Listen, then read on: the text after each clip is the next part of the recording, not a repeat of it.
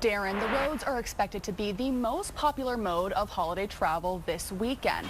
I spoke to many that left the house a little early today. Kat, in the next couple of years, this food pantry behind me might look a little different, much like a warehouse. Well, Laura, as you can see, the snow is still coming down, and it is quite literally up to my knees. I talked to some plow drivers today that told me they started their day at 6 a.m. Darren and Kiana, police are still ruling this a suspicious death investigation, and they still have not released the names of the victims. But people in this small little town have heard a lot of different things about the tragedy. Darren, the Winooski River is very high. You can hear the water flowing and all of the currents clashing together, and this area has been blocked off. Just your typical traffic out here before the snow starts to fall. And I talked to some garages today that told me that there are lots of people making appointments. Instructors are saying that teenagers don't really have an interest in getting their license these days. I'm Hailey Morgan, and I'll tell you what the DMV says about teen driving safety. Food shelves across the Champlain Valley are experiencing a shortage in donations this year, and right before the holiday season. I'm Hailey Morgan, and I'll tell you what one organization is doing to encourage people to give more turkeys.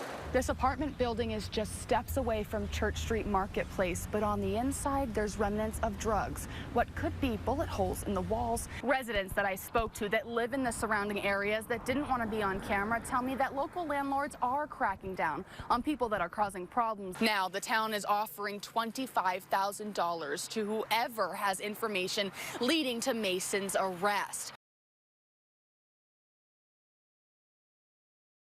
A father is pleading with the state of Vermont to get his son some help. Yes, Devin did do wrong, whatever there. I feel there that he should be held accountable for what he's done. Yes, that I do. The way they're going about it and stuff like that there, they're going the wrong way about it. On Saturday night, the Barrie City Police Department, along with the Vermont State Police and multiple agencies, arrested 22-year-old Devin Halleck at 879 North Main Street in Barrie. He was previously wanted for an incident where he crashed his vehicle into a Market 32 in Berlin. The police ended up having a standoff with Halleck for 2 hours while he was on the roof, and Halleck's father says he has a history of drug use and mental health issues. If you do things wrong in life there, you have to pay the consequences.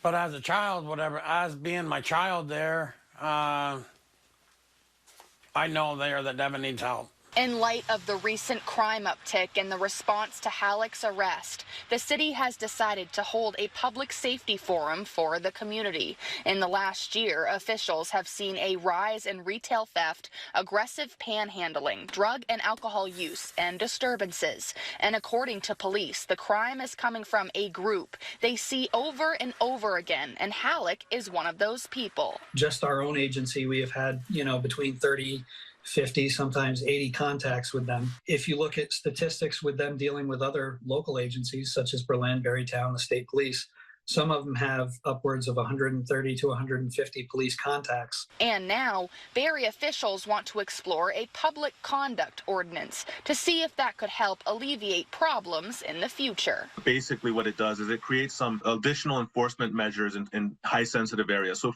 as an example, it would create a buffer that you cannot panhandle within 50 feet of an ATM. The meeting will be held on the second floor of Alumni Hall, starting at 5:30 on Monday the 13th. Reporting in Barrie, Hailey Morgan, Channel 3 News. Plow trucks are all over the roads. And it was a pretty nasty drive-in, so I gave myself plenty of time waking up in the morning. John Nosovich started his morning at 2:30 a.m. to get to work in his plow truck. He says this is the first real winter storm this season, and he won't stop cleanup until the snow stops falling from the sky. The only thing I worry about is getting to the shop, just because the roads are so nasty. I'll go from over in South Burlington, I'll go up to Essex, then I'll swing over to like northern Winooski, pretty much in Colchester. According to officials, it was snowing all day Sunday across Vermont. Some places seeing 1 to 2 inches every hour. In places like Addison and Washington County, there were reports of high winds. People in the Champlain Valley can be seen shoveling their driveways like 16-year-old Caleb Burt, who took advantage of the snow to earn a little extra cash. As many as I can do, until my back starts to the point where it's hurting. That's when I would stop. I think this would be my 6th. Coming from where I'm from, my mom didn't always have that much kind of money, so it kind of helps me out. And some decided to get out of the house to enjoy the snowfall. Oh, love it.